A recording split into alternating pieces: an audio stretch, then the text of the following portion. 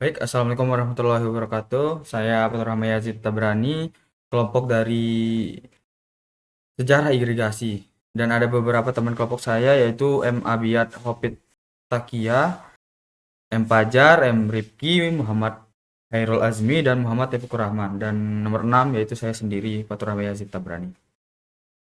Kita akan membahas tentang sejarah irigasi. Pengertian irigasi. Irigasi adalah teknik penyediaan air untuk lahan pertanian guna mendukung pertumbuhan tanaman. Sejarah irigasi berawal dari sejak manusia mulai beralih dari kehidupan nomaden menjadi bertani sekitar 10.000 tahun yang lalu. Irigasi merupakan upaya yang dilakukan manusia untuk mengairi lahan pertanian dalam dunia modern. Saat ini sudah banyak model irigasi yang dapat dilakukan manusia pada zaman dahulu. Kita Jika persediaan air melimpah karena tempat yang dekat dengan sungai atau sumber mata air, maka irigasi dilakukan dengan mengalirkan air tersebut ke lahan pertanian. Namun, irigasi juga biasa dilakukan dengan membawa air dengan menggunakan wadah, kemudian menuangkan pada tanaman satu persatu, dan itu sangat tidak efisien sekali. Selanjutnya, sejarah irigasi pada 6.000 sebelum Masehi. Irigasi dikenal pertama kali di Mesir dan Mesopotamia, merupakan air dari sungai Nil dan Efrat atau Tigris. Pada saat banjir di bulan Juli sampai Desember, air lalu disalurkan selama 40 atau 60 hari. Air ini kemudian dikembalikan ke sungai pada masa pertumbuhan tanaman. Wah, cukup kompleks sekali ya di zaman itu. Dan selanjutnya 3.500 sebelum Masehi, musim banjir tahunan di sepanjang Sungai Nil tak tercatat secara berkala, sehingga banyak bangsa Mesir menciptakan alat ukur banjir atau nilometer. Desainnya sederhana berupa kolom vertikal yang dimasukkan ke dalam sungai agar terlihat kedalamannya berapa. Seperti yang digambar mungkin bisa dilihat. Selanjutnya sejarah irigasi di Indonesia. Sejarah irigasi di Indonesia telah cukup panjang. Yang pertama kali dimulai pada zaman Hindu yang ditunjukkan pada pertanian padi sistem subak di Bali. Keren juga ya di Bali. Sistem Tuwo Banda di Sumatera Barat.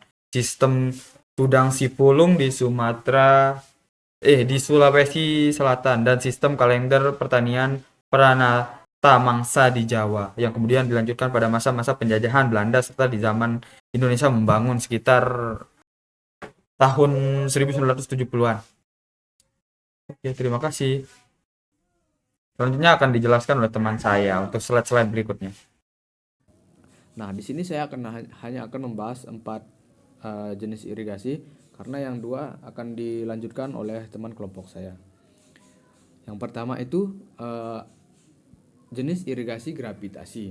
Nah, irigasi gravitasi adalah irigasi yang memanfaatkan gaya tarik gravitasi untuk mengalirkan air dari sumber ke tempat yang membutuhkan. Pada umumnya, irigasi ini banyak digunakan di Indonesia dan dapat dibagi menjadi irigasi genangan air, irigasi genangan dari saluran, dan irigasi alur dari gelombang. Nah, selanjutnya yakni irigasi bawah tanah.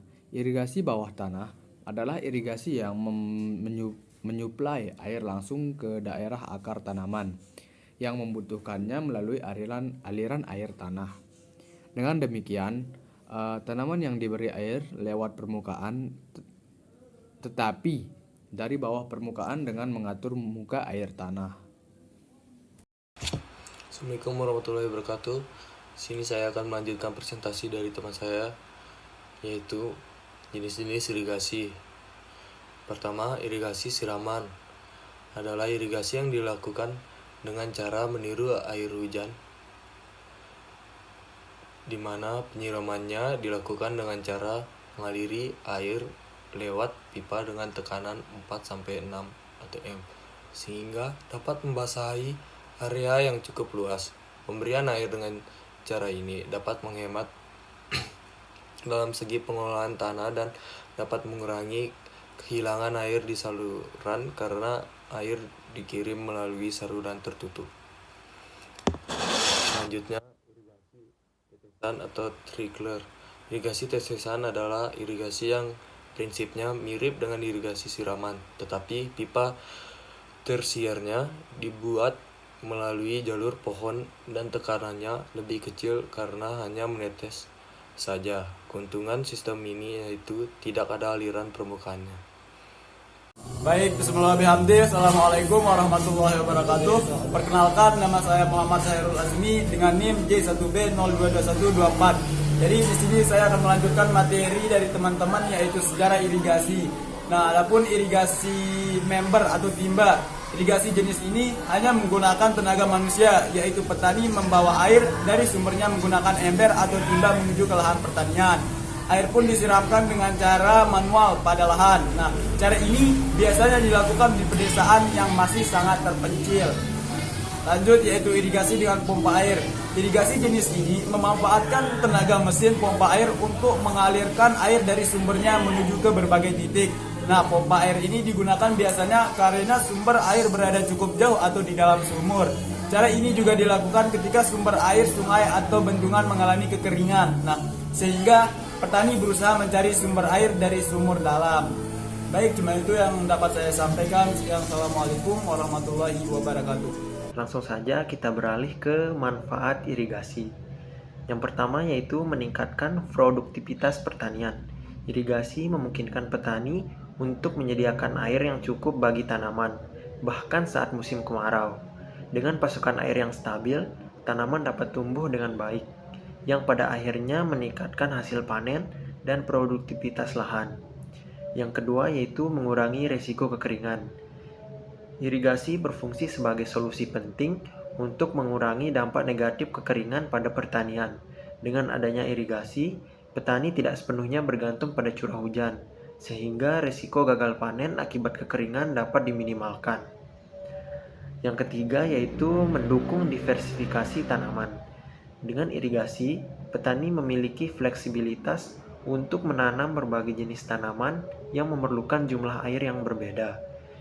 Hal ini memungkinkan diversifikasi tanaman yang tidak hanya meningkatkan ketahanan pangan, tetapi juga dapat memberikan pendapatan tambahan bagi petani melalui penanaman tanaman yang bernilai ekonomi tinggi. Sekian, materi selanjutnya akan dijelaskan oleh teman saya, Muhtaufikur Rahman. Berikut kesimpulannya. Sejarah irigasi mencerminkan perkembangan peradaban manusia dalam upaya mengelola sumber daya air untuk mendukung pertanian dan keberlangsungan hidup. Seiring waktu, teknologi irigasi berkembang menjadi lebih kompleks, mencakup perkembangan bendungan, terowongan, dan sistem pengairan yang terintegrasi. Sejarah irigasi menunjukkan bagaimana manusia telah memanfaatkan teknologi untuk mengatasi tantangan lingkungan, meningkatkan produktivitas pertanian, dan menciptakan sistem pengelolaan air yang mendukung kehidupan dan perkembangan masyarakat. Sekian dari saya. Terima kasih.